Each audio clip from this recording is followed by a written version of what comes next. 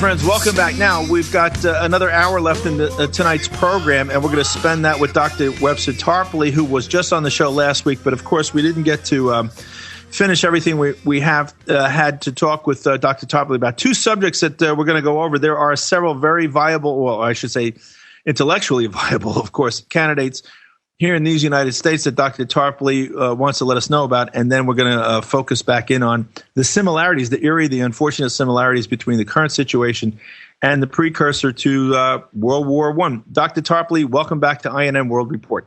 Thank you, Tom. Thank you for inviting me. Webster, last time we had such a fascinating discussion. We did not get to talk about these great candidates, and so I asked you to come back on the show. Why don't you remind us? We have talked about some of them already, but let's go run down the list. Go ahead.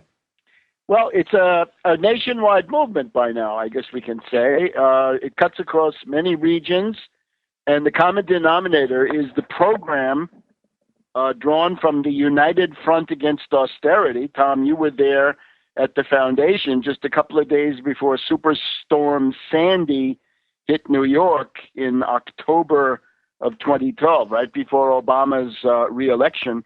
We had the founding conference of that in New York City, and indeed you were a prominent speaker in this thing, and also then the Tax Wall Street Party, right? The difference being the United Front Against Austerity is a kind of think tank and worldwide sort of theoretical, programmatic agency. But then we've got the Tax Wall Street Party, which is a political party in the United States, actually registered, I think, at the Federal Elections Commission and in a number of states. Now, we have some people, sometimes we have people who are Tax Wall Street candidates in the Democratic Party, and we've also got then people running on a straight Tax Wall Street ticket. So why don't we start? Maybe we start in New York, since you're in New York, right? We can, Webster, but if for 1 second, the notion of a national party we've heard these one-issue voters and so forth. How do you reconcile a national party whose very name is a single issue? Is it really one issue, or is this one issue so overriding that it warrants the situation? No, there's an entire, completely detailed, articulated program, and the Tax Wall Street is the leading edge, right? There are really two sort of polar stars here. One is Tax Wall Street, 1% tax on all Wall Street turnover, stocks, bonds, derivatives, and so forth. This gets you hundreds of billions of dollars for the federal budget, and our proposal is that this be a federal tax, but then half of it going to the states as revenue sharing. And that's, of course, important.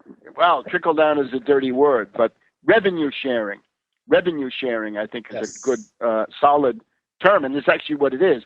And it also means that with that kind of money going into the states, this holds out the prospect of some significant relief on the property tax front, right? If you have to pay property tax to pay for local schools, fire departments, libraries, police departments, and all this, the Wall Street sales tax definitely helps in that regard too. But the idea, of course, is break the power of Wall Street, first of all, the idea that they are immune to taxation. When you see people come on CNBC and say, yeah, we're out there making money and the federal government doesn't subsidize us. Well, they do, because you don't pay any sales tax. You financial parasites don't pay what any shopkeeper pays, right? Any small businessman has to pay sales tax on everything sold, but not you. So that's going to come to an end with the 1% Wall Street sales tax. So and Webster, correct me if I'm wrong, but it's based on the despicable notion that even a tiny 1% tax will be the ruin of us all if it is applied to Wall Street. That is their claim, right? They actually are happier to keep quiet about it, because the beauty of the Wall Street sales tax is that once this becomes an issue, it's almost impossible to refute. So once you bring it up, the Wall Street guys are already in bad shape. They're very much on the defense. Then they'll say, oh, no, you're interfering with this wonderful machine of growth and prosperity and jobs. That's doing what for us exactly? Yeah, right, precisely. What have you done for me lately? Right, 1950, maybe 1960, but certainly not now.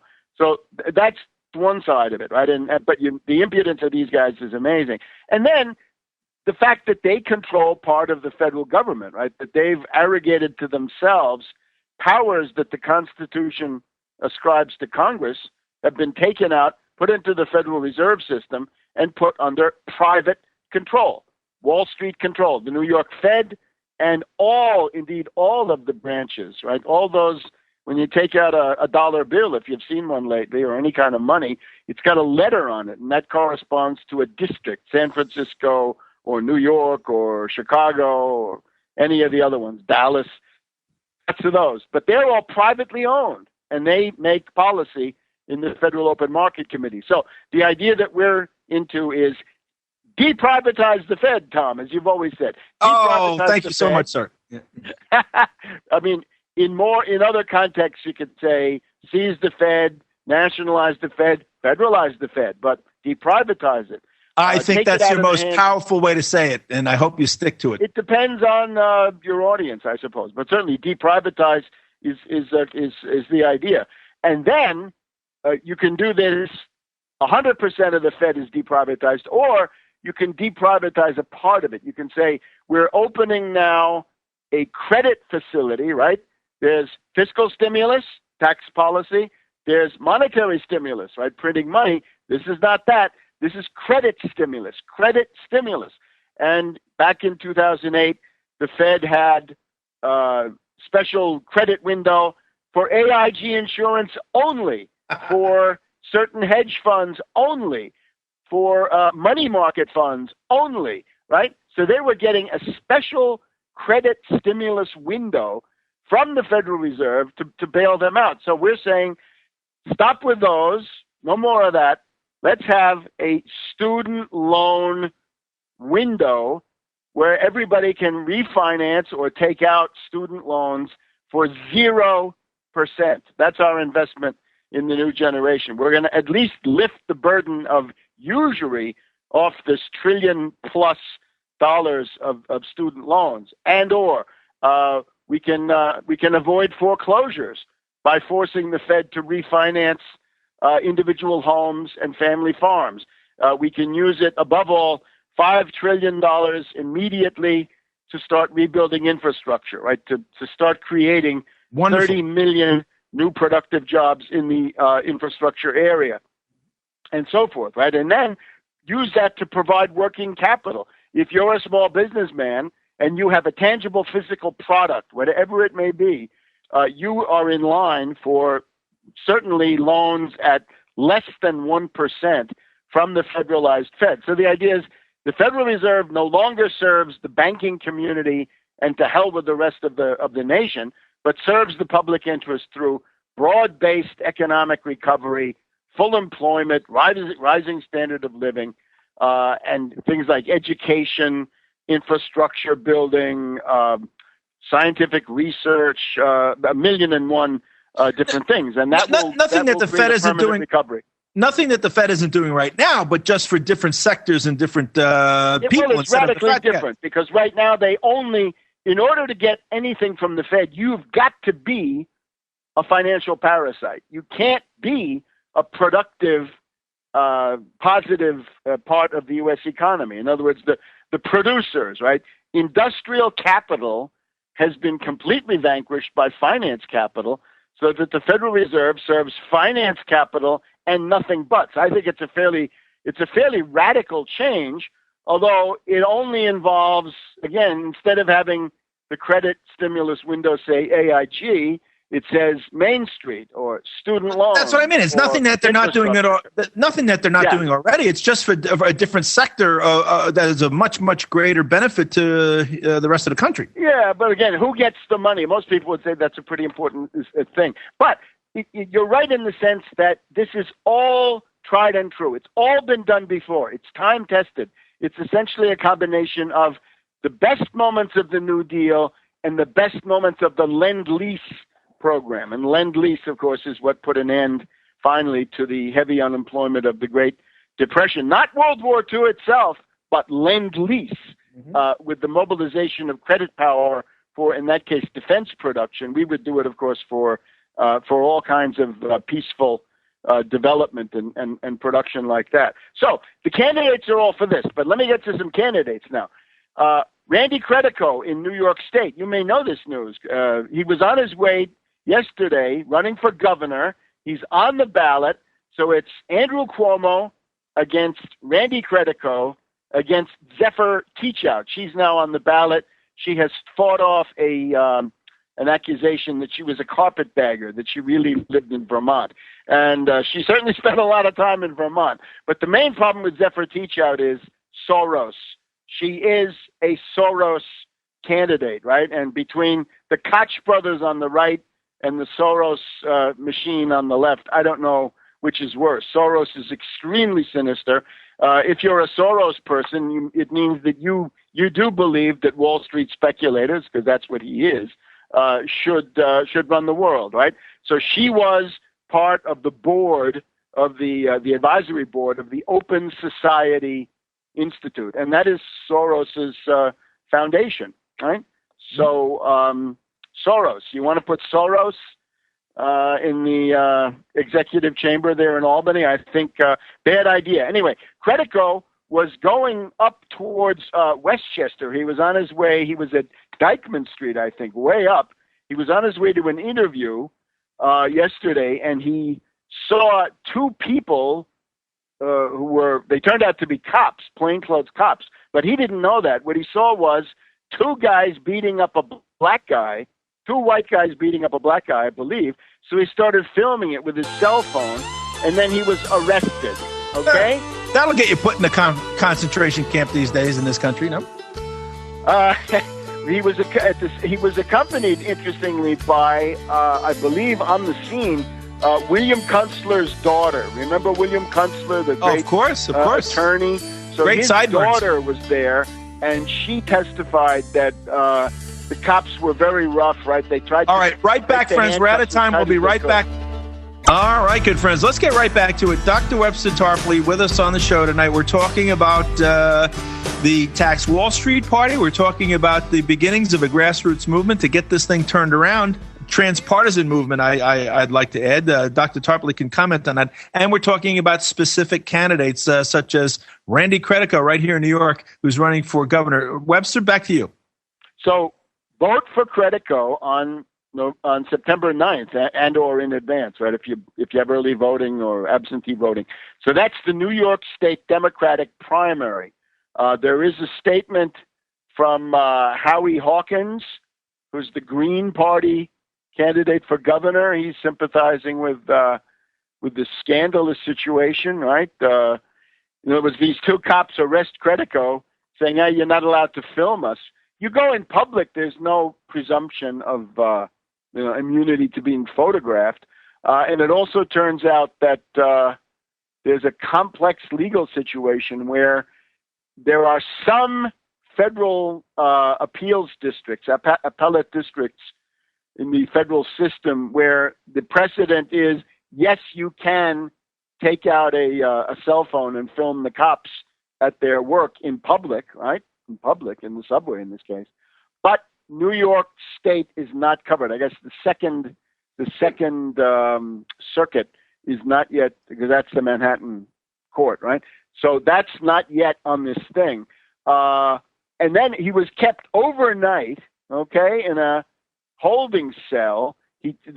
Credico describes the atmosphere in the holding cell as Dostoevskian, and they did this because they said, "Oh, we've got an old warrant against you from 2012 or something." So they're very definitely interested in harassing Credico at this point. But again, Cuomo, Zephyr Teachout.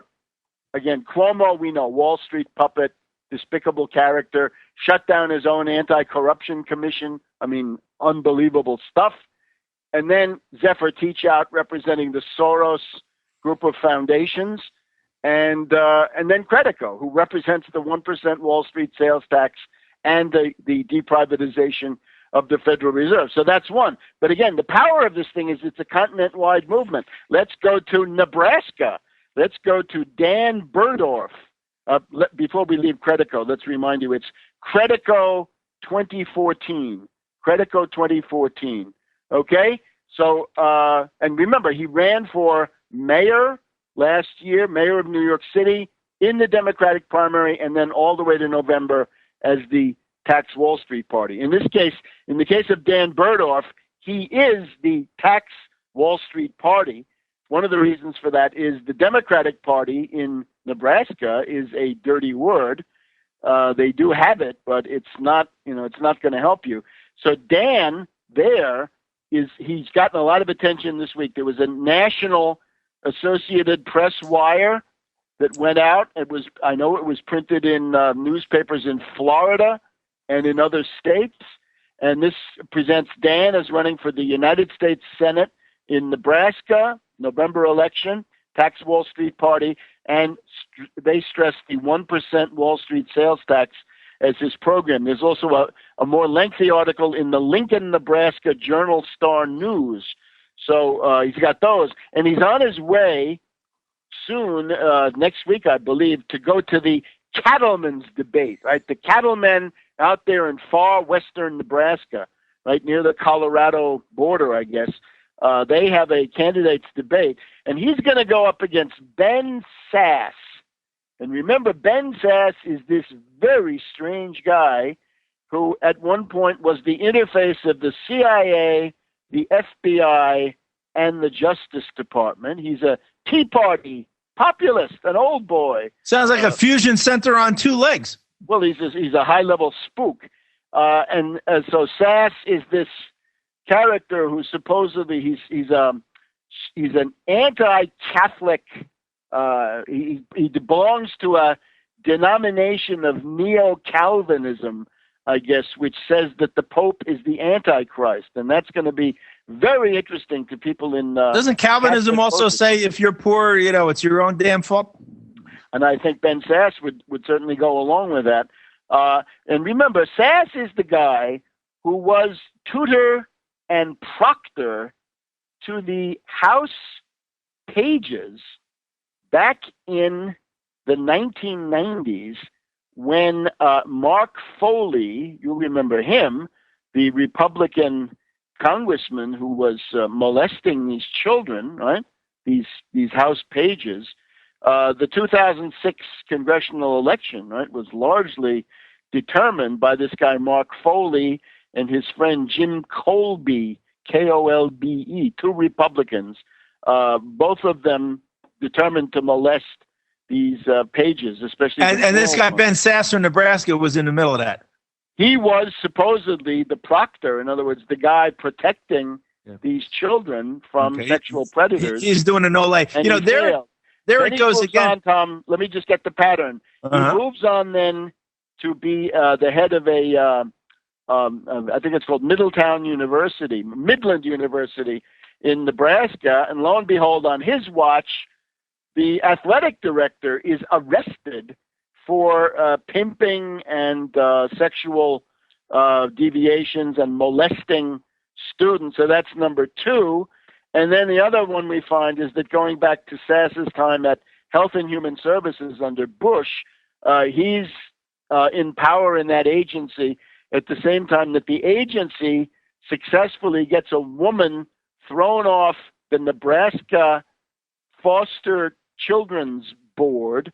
This was a woman who was famous and highly respected for her attempts to save young kids from being put into foster homes where they were going to be molested. And Nebraska has this history, right? This history. A long history. The Franklin scandal, Boys Town. It's like terrible. So why does this keep, it's like a bad penny. It keeps coming up over and over again, Nebraska. With so stuff. Sasse is a worthy continuation, a worthy prolongation of the Franklin scandal. So he's got pages.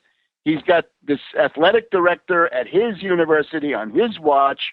And then this woman being essentially, harried out of her job so that presumably more kids could be placed in abusive homes. And the machine that's supporting Sass is precisely this Nebraska Republican machine, which is heavily lauded with pedophiles. That seems to be the lesson we learned back in the right in the middle of the country where everything's supposed to be hunky dory. Real quick, back to Randy. Back to the other candidate, the Democratic guy, Bill. I mean, this sounds like it puts the Democratic Party up there between a rock and a hard place. Of course, they want to do what they can to support any kind of Democrat, especially if it means a seat in the Senate. On the other hand, this is a relatively radical candidate. And what do you think they're going to do? They're going to buckle to the powers that be, or are they going to get behind the Democratic candidate? Well, the Democratic candidate is another person, right? That's a guy called Domina, Domina. He's a labor lawyer. He's a Democratic Party hack, a wheelhorse.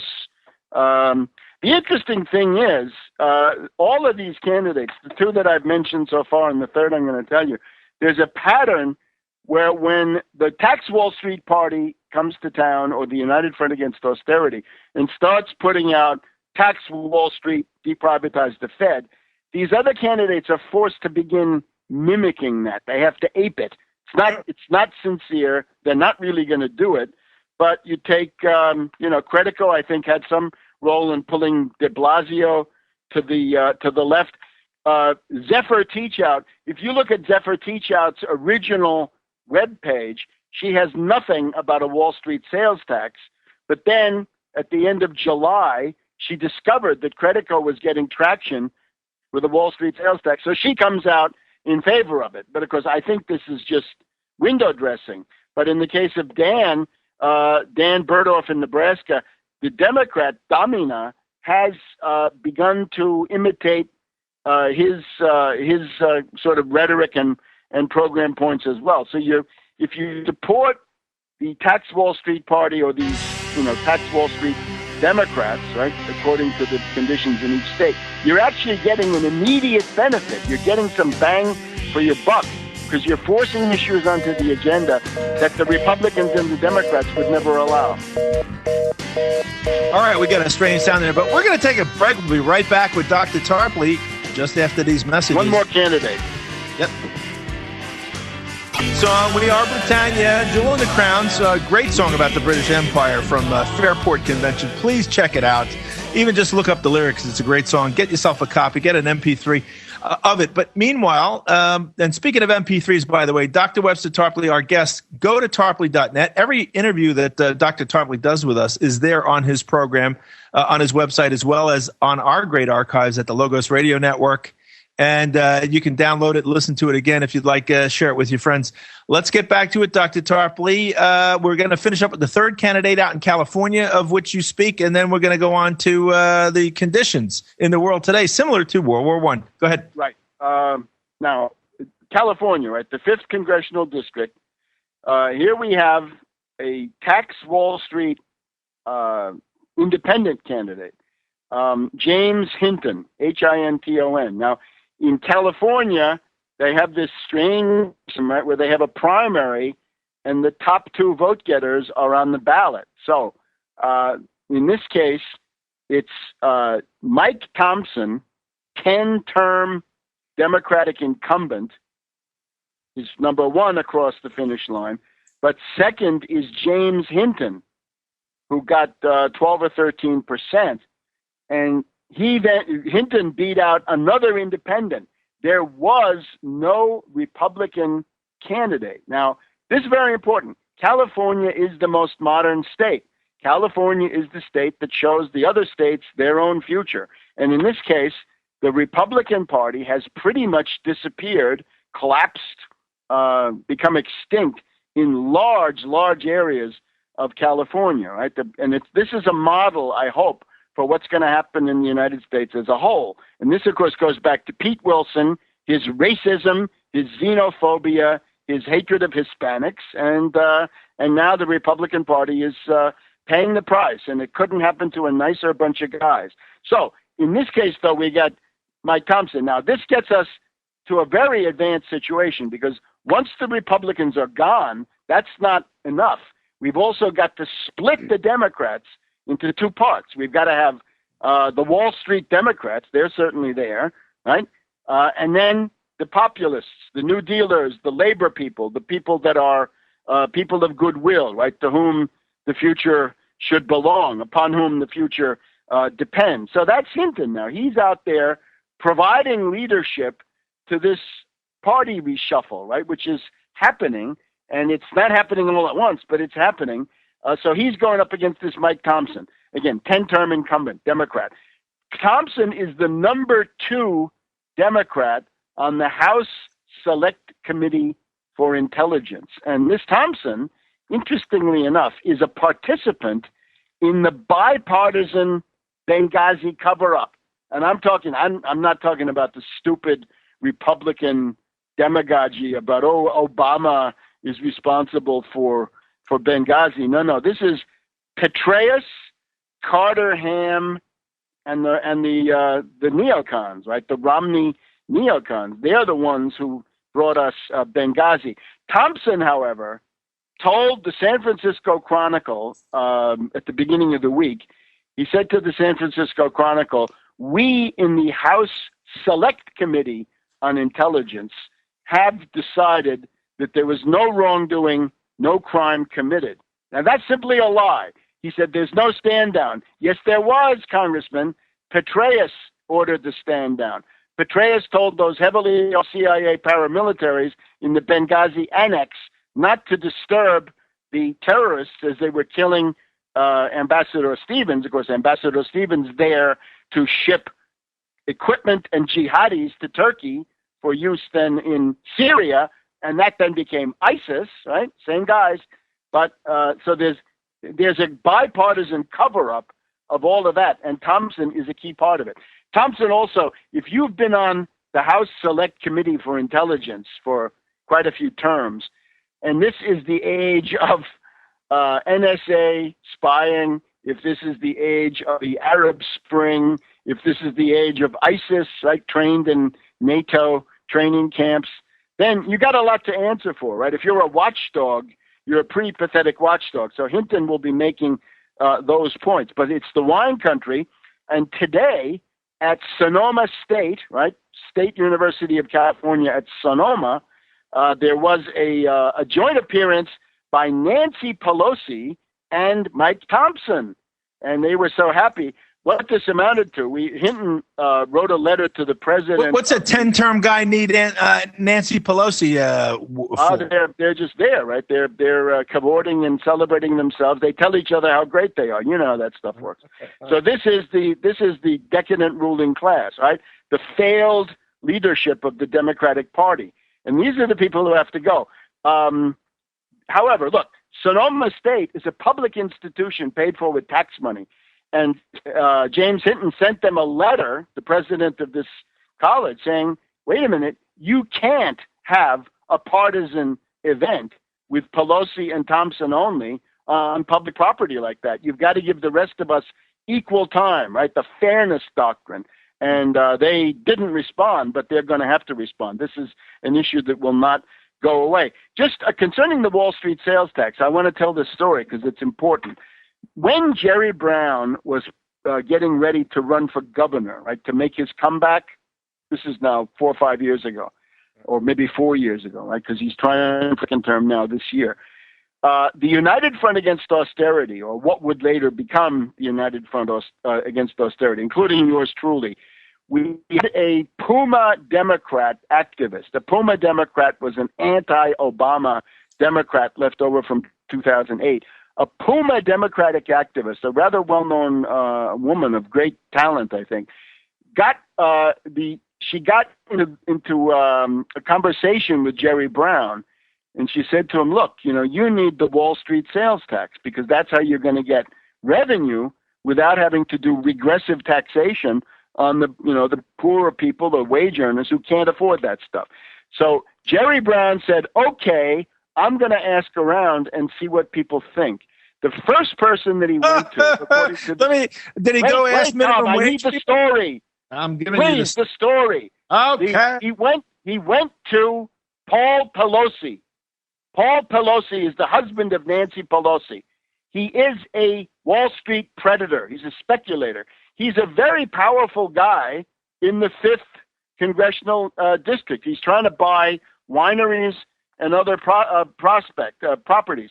So Paul Pelosi, called in by Jerry Brown, and what does Paul Pelosi say? He says, oh, no, we don't want the Wall Street sales tax here in California. Let those guys in Washington do that. Let the feds do that, and then we'll benefit from it. So with that very bad advice, Jerry Brown then dropped the Wall Street sales tax. So there's a backstory here, which is very important. And as I say again, this Paul Pelosi is an important guy in the 5th Congressional District. So that's the rotten establishment that James Hinton is running against.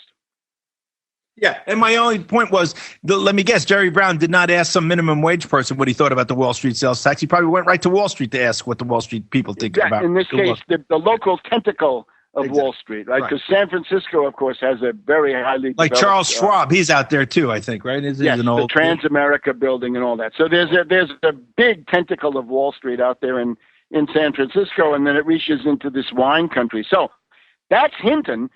Hinton today was out there at Sonoma State challenging the bankrupt leadership of Sonoma State to have the fairness doctrine, right? To open this thing up. The theme was women and families, right? Who's doing the most for women and families? And Pelosi and Thompson, of course, were there to say that they were the ones. But I think Hinton can do far better. He's talking about Medicare for all, $100 a month for everybody, or less if you're destitute or unemployed. Paid for by what? Paid for by the Wall Street sales tax. And then force the Fed to refinance $1 trillion of student loans at 0%, right? And use the Fed with financing to prevent foreclosures. And if somebody's going to be foreclosed on, refinance their home at some very low interest rate, close to zero. And open that infrastructure window. Absolutely. And then that's a big issue, right? Because in Canada, the big issue, to the extent there is one, in the gubernatorial campaign is Jerry Brown wants to build fast rail from Los Angeles to San Francisco. Absolutely do it. 1,000% do it. The problem is, don't get financing from... All right, good friends, welcome back. One more segment. Well, Webster, let's get right to it. First of all, you're going to facilitate me having these 3 candidates on the show, correct? Absolutely. Randy Credico, Democrat for governor of New York in the primary. Right. Dan Burdorf, we're still the final word from the State Board of Elections has not come, but we're very hopeful. And who was out here in New York, by the way? We met him on I think last year when he came out for the conference. And James Hinton is out there in the wine country of California, just north of Berkeley and San Francisco and so forth, right? So that's for Congress, and he's an independent. Yes, okay. Absolutely. Tarpley.net, everybody. This interview and all the rest of them, as well as many, many other great, insightful articles and interviews are there. Webster, one more segment. This World War I similarity to what's going on right now. It's just incredible. Let's continue with that, and hopefully we can get to it, or you'll have to come back in a week or two. It is. I just want to point to a theme that is now timely. I've been trying to, as we pass through these 100th anniversary moments, right, to focus on different things. If you go to Tarpley.net and listen to some of my programs, you'll hear that, in June it was Sarajevo, in July it was Germany and Austria and many other things. And now we're in September though. Now, 100 years ago, we're in the time of the mobilization and the so-called Schlieffen Plan, right? Now, I just have to maybe start breaking the ice on this, and because this goes on now for about another 3-4 weeks approximately as a 100th anniversary. So what was going on 100 years ago now is that the German army and the French army and the British Expeditionary Force and even the Belgian army are confronting each other in Belgium and northern France. And you may remember that the German High Command had developed a plan. They were concerned about this two-front war. They had been encircled by Edward VII by having the British, the French, the Russians and indeed secretly the Italians in an alliance to box in and surround Germany and Austria-Hungary. So the German answer to that was developed by Count Schlieffen in the 1900s, and he said, well, the way to do that is we have to do essentially a blitzkrieg against France, knock them out of the war, and then turn around and deal with Russia. The idea being that the Russian mobilization, because of the huge size of the country and the weakness of the railway system and other things, would take a lot longer. So they developed this thing with the Schlieffen Plan. And the Schlieffen Plan essentially said that you're going to go through Belgium, right? You're going to violate the neutrality of Belgium, meaning you're going to give the British a pretext to come into the war, which is exactly how they used it, right? The British were going to violate the neutrality of Belgium themselves the same day, but when Germany did it first, they were so shocked, right? They were like Claude Rains in that movie. What, violating neutrality? We would never do that. Angels with dirty faces. There we go. So that's Sir Edward Grey. We now have new documents. If you look on my website, new documents that George V ordered Edward Grey, as if he needed it, to get Britain into the war. Edward Grey says to him, he says, I'm not sure what I can tell the House of Commons to get Britain into the war. And the King George V, Edward VII's son, says, you have to do it. You must find a reason. And by the way, George V is not really Edward's eldest son. He's the second eldest. The eldest is this guy, Prince Albert Victor Edward, the prime suspect as Jack the Ripper. And you can find that in, take a look at my website. That's also written up there. But let's just look at the Schlieffen Plan. In order to do this, suppose you're looking at it from the German side, right? You're in Germany, you're looking across the border at Paris, right? So you have a right wing, which is close to the English Channel, and a left wing, which is close to Switzerland, okay? And the key thing with the Schlieffen Plan, based on the study of Hannibal at Cannae in the ancient world, is that the right wing has to be, you got to have unbalanced line right, as we used to say in single wing football, right? So the right wing has got to be 7 times stronger than the left wing. Imagine this. And you got to go all the way to the right. In other words, he says the last man should have his cuffs in the English Channel. So go way north, and then you swing back around Paris. So he says you're going to cross the Seine between Paris and the English Channel. So you're going to go way around, and you're going to end up with at least one army at the west of Paris. Now, to carry this out, this took guts, because the French were going to attack Alsace-Lorraine, right? Sort of on the German left. And that area was going to be left weak. And it was supposed to be weak because the idea was to get the French to advance as far as possible into Germany. Draw them in. Sorry? I said draw them in. Draw them in, yes. But get them so far into Germany, they'll never get out. Because they, of course, had the mania of Alsace-Lorraine. But a lot of people would squawk about that, right? The people who, if the French reached the Rhine, crossed the Rhine, a lot of people would freak out.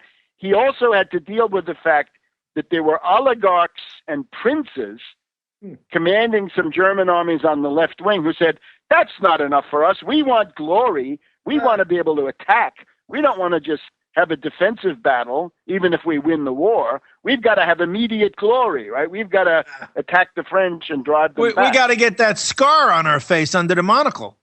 Something like that. Especially the Prince of Bavaria wanted this.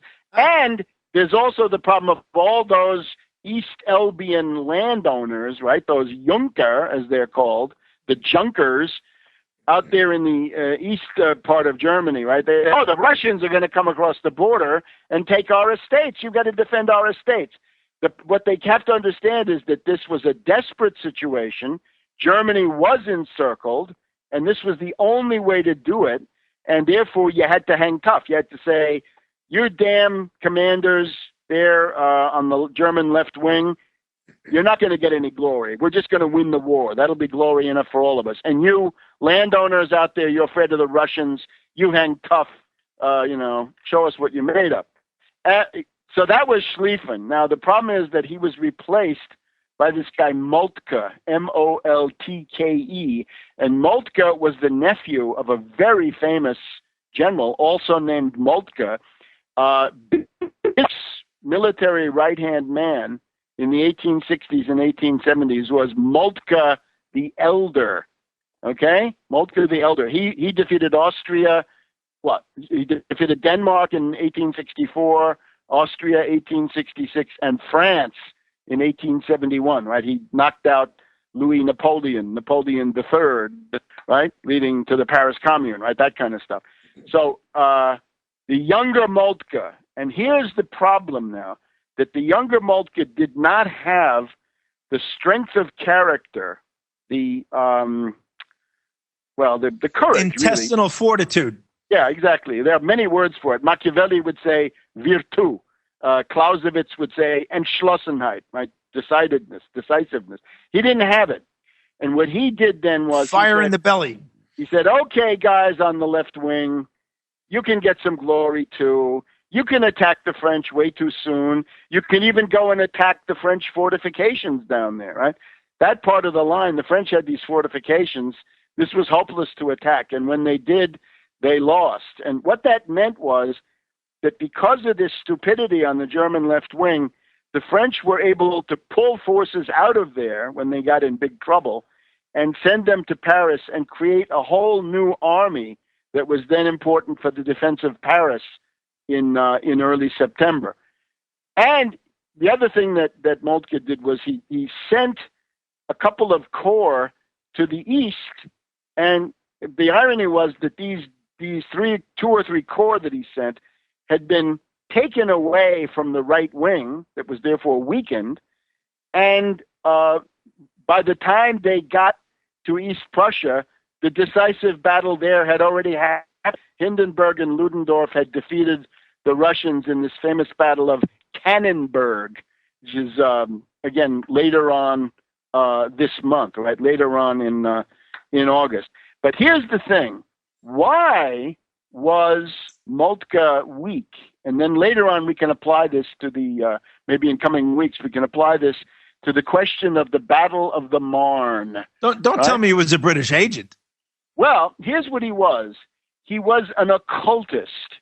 He was a spiritist. He believed that he could communicate with the souls of the dead. His wife, in particular, believed this, and his wife, Countess Moltke, was devoted to various forms of theosophy and indeed anthroposophy, right? So the doctrines of Annie Besant, Madame Blavatsky, and Rudolf Steiner. Madame Blavatsky. This is fairly well established. And here's the thing. At the height of the battle, his wife, as the German armies are getting close to Paris, and they're getting close to the moment of truth, about the end of August, beginning of September, right, 100 years ago now, he gets a call from his wife, Countess Moltke, and she says, "Oh, darling, guess what? I was just talking to my friend Lisbeth Zeidler." Lisbeth Zeidler was a medium. You know, today when you say the media, you don't mean people who can talk to the other world. But in those days, a medium meant a clairvoyant or somebody who could talk to the departed souls. And Lisbeth Zeidler claimed that she was able to do this. And so what did she say? We only have 30 seconds. Quick. What's the news from the other world? And Countess Moltke says, the news from the other world is you're going to be defeated. We have this on the highest authority from beyond the grave.